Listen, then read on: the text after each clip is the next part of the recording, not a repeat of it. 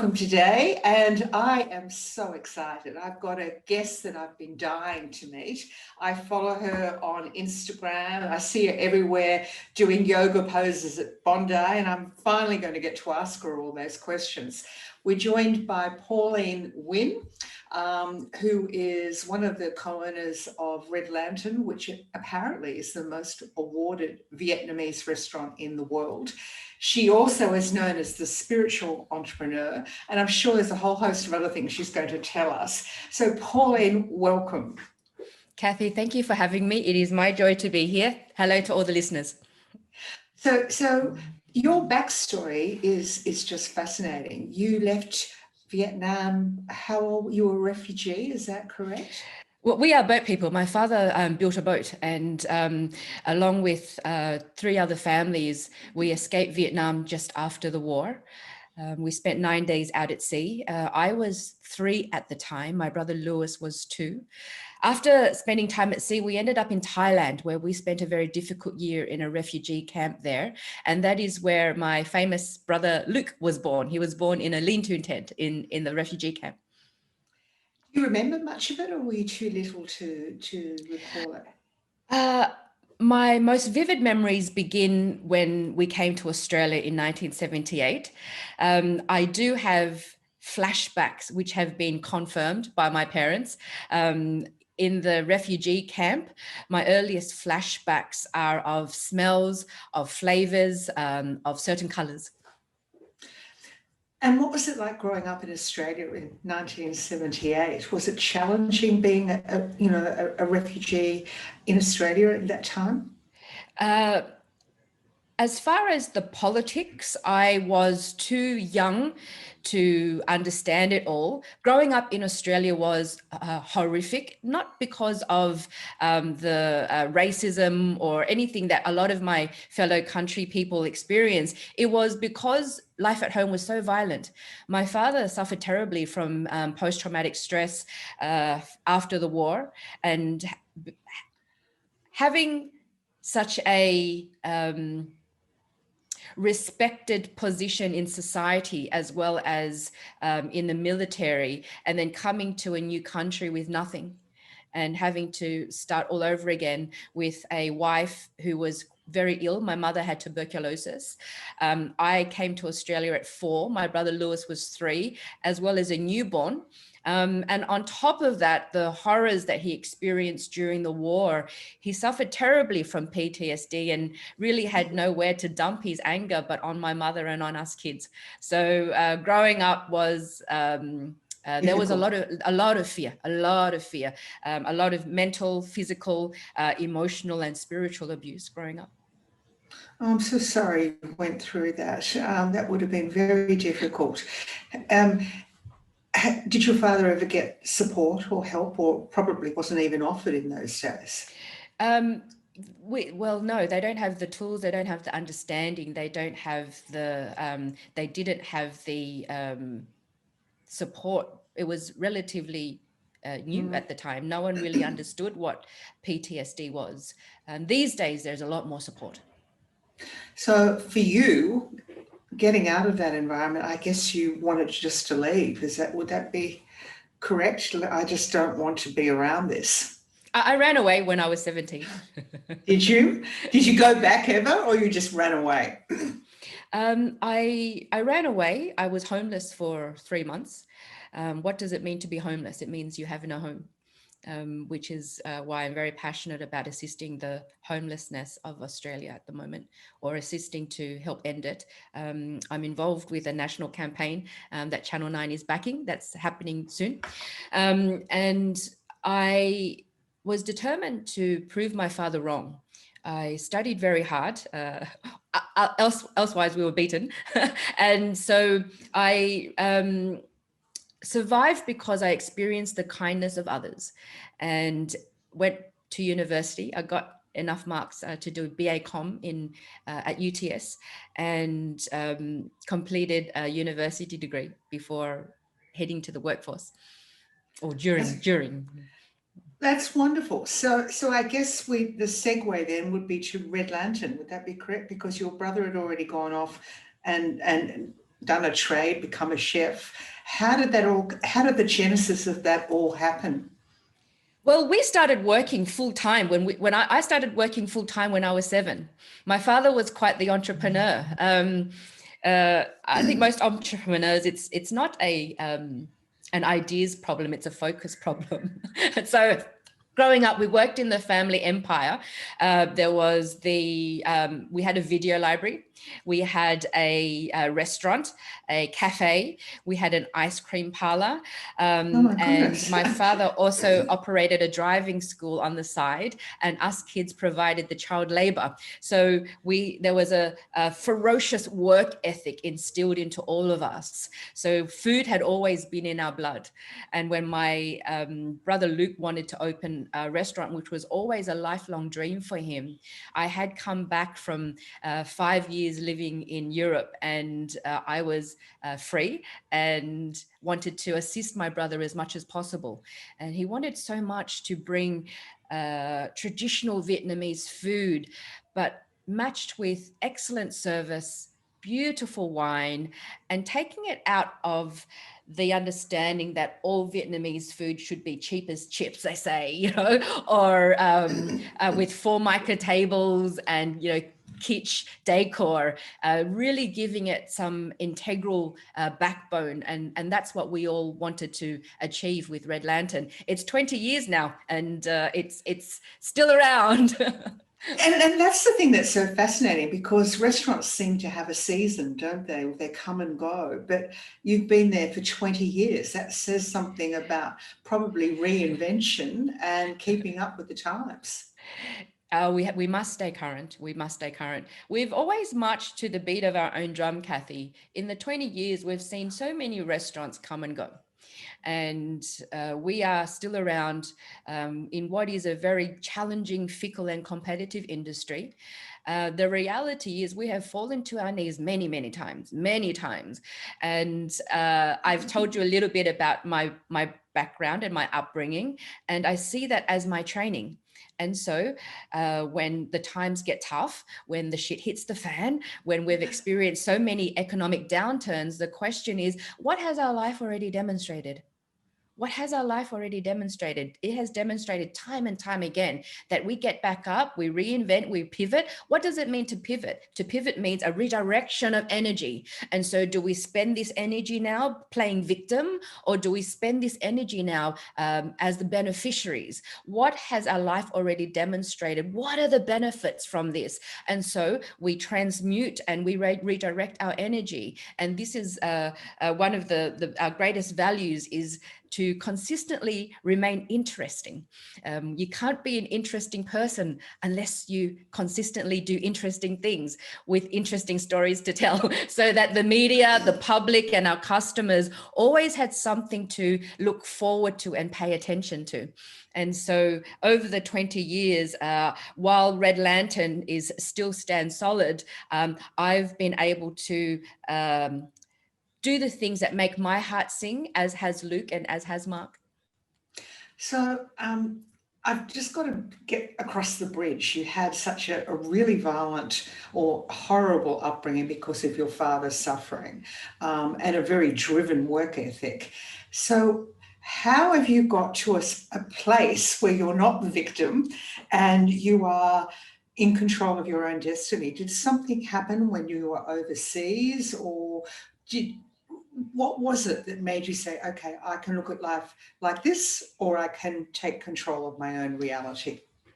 Kathy, everything starts with a decision. Never underestimate the power of a decision. I was sick and tired of being sick and tired. I wanted desperately to have a new world view, to have a new view. And as a developmental coach now, I coach many entrepreneurs, many well-established business people. It all starts with a decision. From the decision comes permission. And what does a developmental coach do? There are multiple levels of development: spiritual development, personal development, professional development. Do you choose to now up level and ascend to the next stage of your development. As human beings, our soul calls for us to have a master's degree in this life. It doesn't call for us to be a dabbler or to play victim. Our soul calls for us for mastery. And so it starts with a decision. And my journey started with a decision, the decision being, I'm so sick and tired of this worldview. And so I sought the masters, I sought the coaches and the mentors who would allow me to allow and support my decision of now wanting to see things differently. And so one of the first filters before I accept anyone as a client is to have a conversation and listen out to see if they still have the victim dialogue. To still see if they're, suffering ceases to be suffering when we give it meaning, right? And so are they still wanting to regurgitate and play that loop over and over again of victim of suffering? Then I know that I am not for them and they are not for me. I am not for everyone. And so it starts with a decision. And then it's a cultivation of a practice.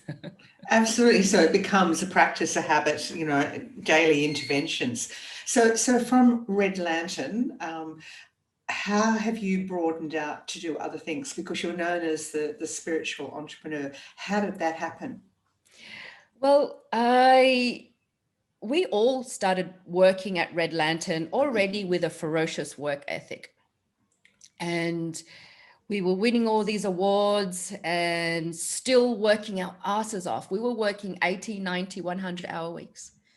And one day we just said, this is not the life we wanted. This is, if we can, if we continue to do this, it's going to be burnout. There is no inspiration here.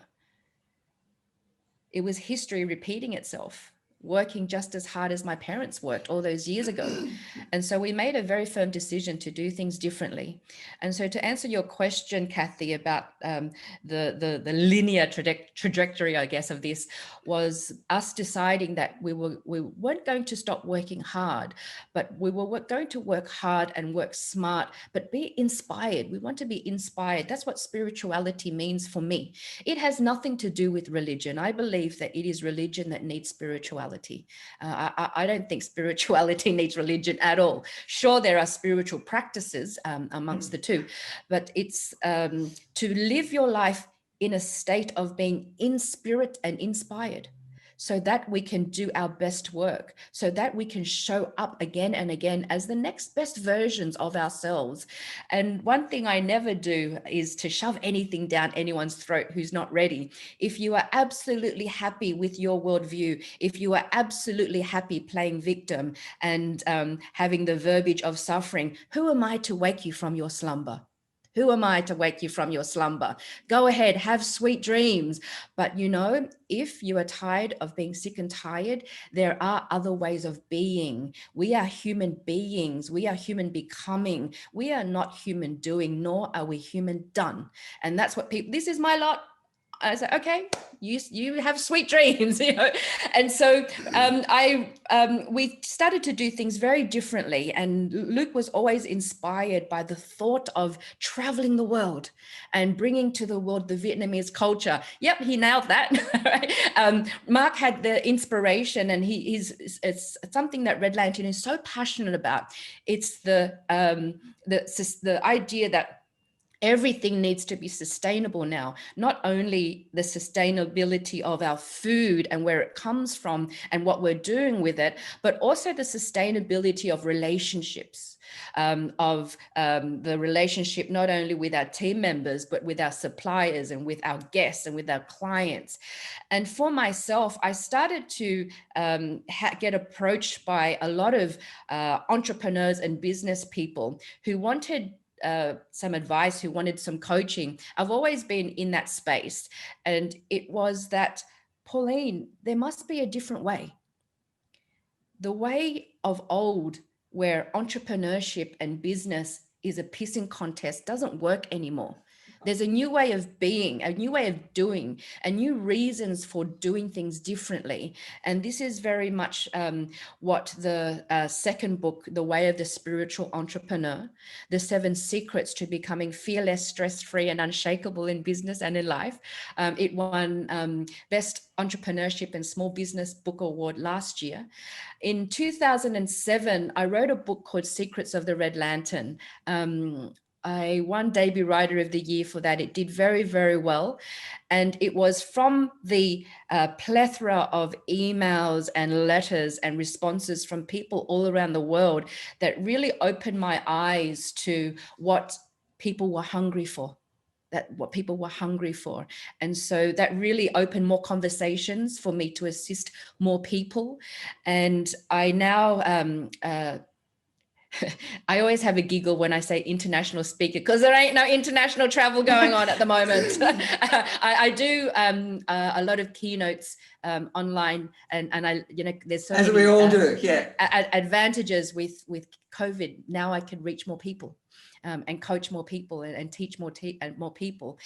And then, of course, but my niche is business people, entrepreneurs, and corporates. I don't coach startups or teenagers. That's probably wise. So I actually would like a comment, sort of a bit off topic, but given in the media, we've got so much commentary at the moment about really bad corporate behavior, like really bad behavior, sexual harassment, greed, corruption, excuse me. Do you see that as lacking a spiritual sense of themselves? Do you have a feeling around any of that? Because from what you're talking about, it is about following meaning and purpose. It is knowing you're part of a bigger picture. It's not necessarily all about you. Kathy, absolutely. But that is their stage of development, you see. They cannot see what they cannot see. They cannot know what they cannot know. They are at a particular stage of development, and there are many, many models and many modules that we can apply ourselves to. Let me put it this way. I have a 16-year-old daughter and an 11-year-old son. They're both very different individuals. And my daughter, in the murky waters of being a teenager, and I'm sure many, many parents experience this. There is no way that I could make her see what she can't see, because she's purely at that stage of development. I might as well be talking to my dog. So we rather than playing the amateur parent that says, why can't you? Because they literally cannot. They literally cannot. That is their stage of development. And so she's at the conventional conformist stage. I know many adults who are still at that stage. And so they say that it takes a good 20 years or so to develop to the next level, unless you have an amazing coach, unless you have great mentors, unless you have good teachers, unless you have a supportive and open-minded peer group. And so with whatever is going in the corporate world, each corporation also has its stage of development, stage of spiritual development, stage of personal development, just as the individual has. And so it is, that's the very first thing that I see. So on the one hand, we can understand the construct in which they operate, the operating system that they are happy in, if they're happy there. But it is also that we can look with great compassion. I see where you are at. Okay, I got it. Now I understand you, rather than projecting what is expected of me onto them. How interesting. So you coach people, you speak. What else do you do, Pauline? You host a roundtable, don't you, at the restaurant? Is that my understanding? Well, when I might open them up again at the restaurant. There is one coming up on December the 4th. Because of COVID, we've put them online. Then what fuels me the most are my online students that with my accelerator course. very, very potent teachings and accelerations. That's what fuels me. That's what drives me to make a massive impact in a very short period of time. And yes, I speak, I write, and I'm a mum. I do a whole lot of things. I'm good at a lot of things. I am a polymath. So when some of my mentors, who are mostly male, do the one thing, Pauline, do the one thing. It's like, no, I'm good at lots of things. So you've got this infectious attitude to life, a can-do attitude. How do you sustain that? Do you have a daily practice that helps you recharge and keep that mindset? Because life does throw you curlies, doesn't it? Like some things don't, COVID, for example, it's like, okay, now what do we do? Well, it is the training. It's the cultivation of the practice. And so there's so many practices that's important. I mean, when COVID hit, that's not fun news for an international speaker. We ain't going anywhere. The event industry has literally shut down, right? It's not fun news for a restaurateur. Oh, it's closed. You got to close your doors. But we pivot, we redirect the energy. Okay, what has our life already demonstrated? Our life has already demonstrated that time and time again, we face these opportunities with dignity, grace, and poise. If we're going to play the victim, our minds, our hearts, our thinking capacity will literally shut down. How are we going to get out of this murky water unless we have all of our senses, our mind, our hearts, our health, our spirit? That's what we tap into the most. And so it's been so prevalent that crisis does not change people, it reveals them. How we do crisis is how we do life, right? And so with the self practice, it's a lot of people. Well, you mentioned it earlier, that how do I sustain it? There is I call them my non-negotiables. How do we stay inspired, and keep our routine in a non-routine world? My morning routine is for optimum sustainability. For well-being, for power, power not only of my mind, but also my heart and my health and my spirit. And I don't believe in strenuous exercise. Gone are the days where I would kill myself. I don't do any exercise anymore that takes my energy. I exercise to give me energy.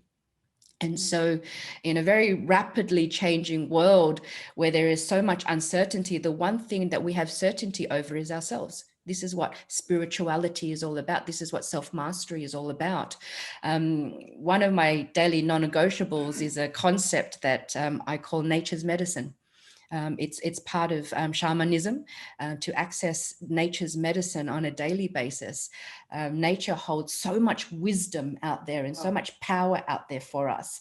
And she has no agenda. Nature has no agenda but to heal and to nurture. And so I get up pretty early. What's pretty early? 5 o'clock? Sometimes it depends what I need to do. I also work in that with a lot of my coaching, I access shamanic practices, and sometimes my clients need me to journey for them. And the doors to dimension are the most open between 1:30 a.m. and 4:30 a.m. And that's where a lot of the solutions, the answers, and when we can really tap into and be conversant to the language of intuition, when we are able to speak to our soul's system or our spirit guides, that is the time when I wake up if I need to. Regularly, I will wake up at 4 or 4:30 for prayer and meditation when I'm still in alpha brainwave state. And then, sorry, were you going to say something? So prayer for you is thankfulness, gratitude. Is that your practice? Absolutely. And it's a conversation with the non-physical. And the meditation is the creation. I don't meditate to bliss or zen out. I meditate to manifest. So when I do eventually get out of bed, I dry brush to activate the lymphatic system. I do have cold showers. There's so many health benefits to having cold True. showers. And if it's not your jam, don't worry about it. Activating vagus nerve, boosting general badassery, anti-inflammatory qualities, and absolutely amazing for the immune system. And most mornings I will coach my clients who have this, who want to have this sort of access to me. I coach at sunrise. And we are wirelessly connected to the sun and hardwired to the earth. Sunrise has the most potent healing frequency. Wow. Every morning we watch the sunrise. We look at it as it goes into the sky, and then that's when we do the coaching. So not only am I well versed in all the things that a coach needs to be real well versed in, then I call that the semantic part of what I do.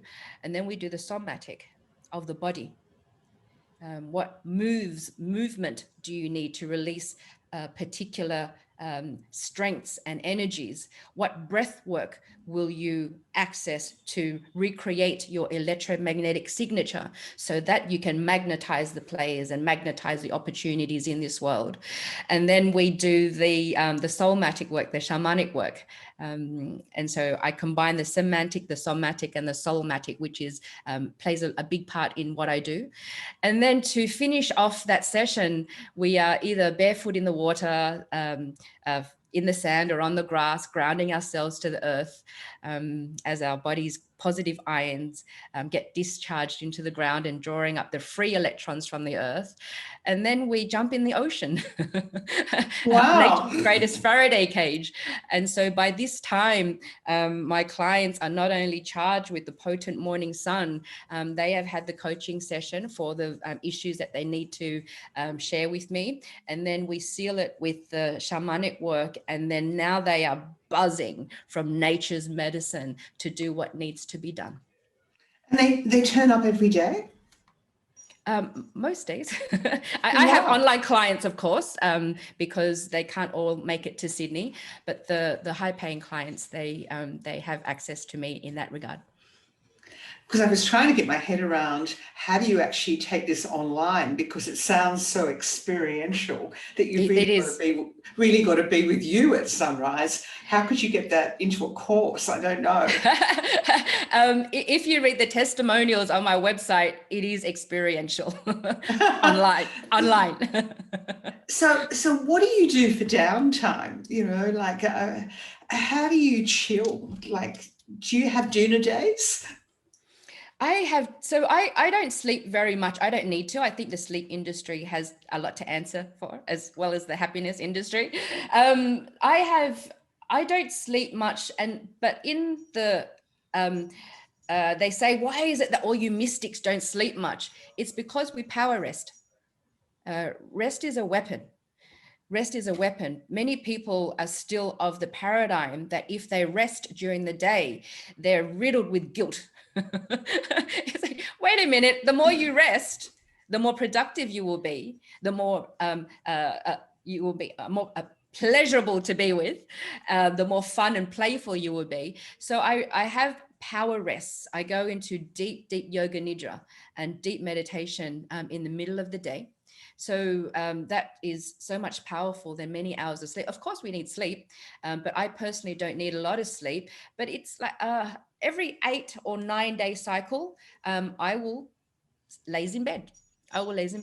But my days are set up very differently. As I was sharing with you, my non-negotiables, those things happen before 9 a.m.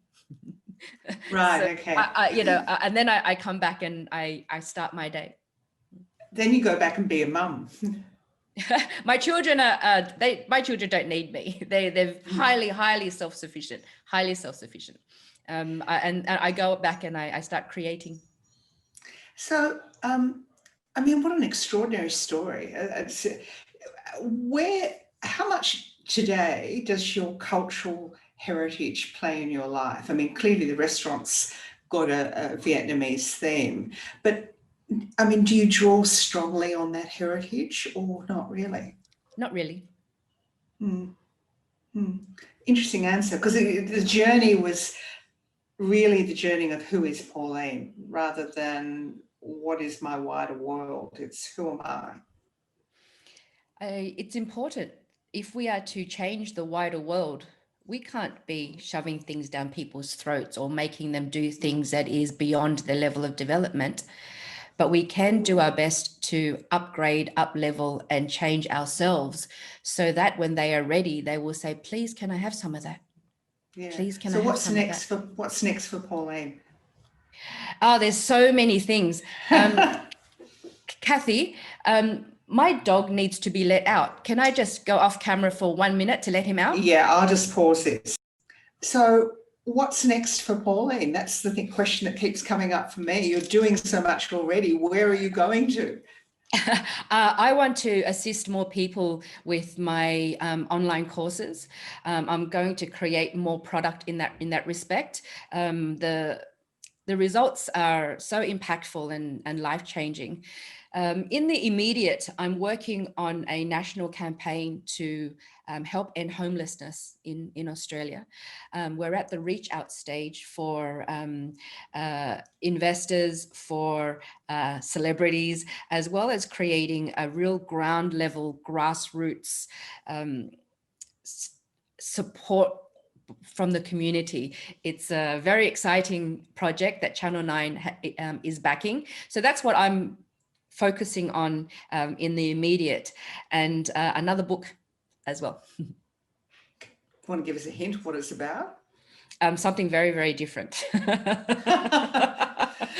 Well, I've got to say this has been a fascinating conversation. You've really encompassed business self-care, spiritual self-care, and physical self-care all in one. So thank you for sharing your story with us, Pauline, and we hope you come back again. Thank you for having me, Kathy. Thank you, everyone.